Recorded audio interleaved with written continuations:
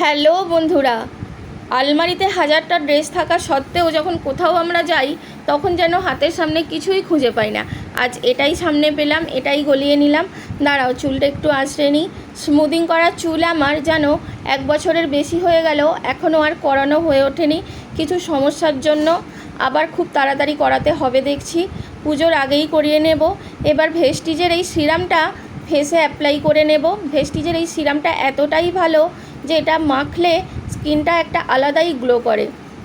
দাঁড়াও, সিরামটা একটু ভালোভাবে মুখের চারিপাশে লাগিয়ে নিই।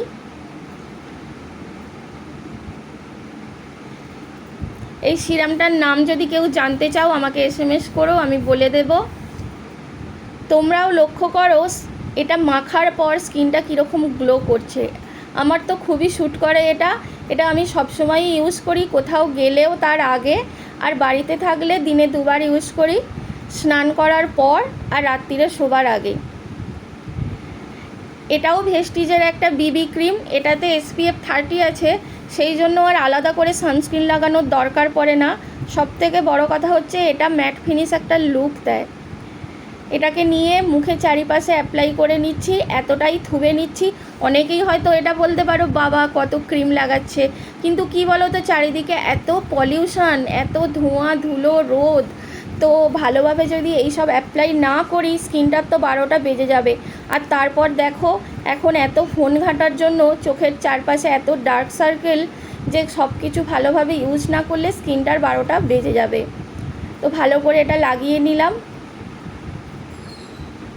আমি মেকআপের ব্যাপারে একেবারেই আনাড়ি। চোখে কাজল লাগাতে গেলে থেবড়ে ফেলি, ঠোঁটে লিপস্টিক লাগাতে গেলে ঠোঁটের চারিপাশে লেগে যায়। তো বিশেষ কিছুই জানি না, নর্মাল যতটুকু করা যায় ততটুকুই করি। যতটুকু করলে স্কিনটা ভালো থাকে বা একটা প্রেজেন্টেবল হলে বাইরে যাওয়া যায়, মানে প্রেজেন্টেবল হয়ে বাইরে যাওয়া যায়, ততটুকুই আমি জানি।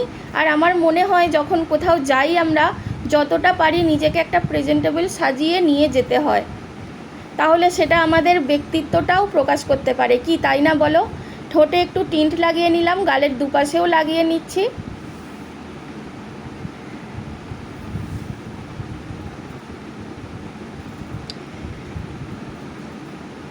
এটা আমাদের ছোটোবেলাকার অভ্যাস বলো, মা জেঠিমারা বলতো লিপস্টিক লাগিয়ে দুটো ঠোঁট একবার ঘষে নে তাহলেই হয়ে যাবে।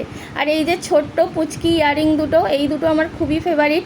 সারা দিনই আমি খালি কানে ঘুরি, আর সব সময় কোথাও যেতে গেলে তো বড় বড় কানের পরা যায় না, ইয়ারিং পরা যায় না, তাই এই দুটোই পরে ফেলি।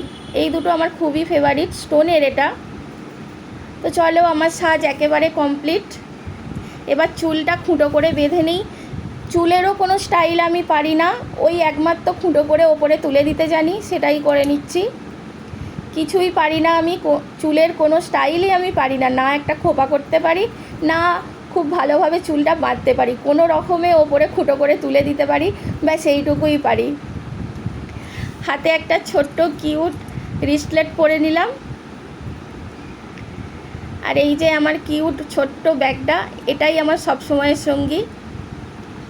কেমন লাগছে আমাকে তোমরা বলো।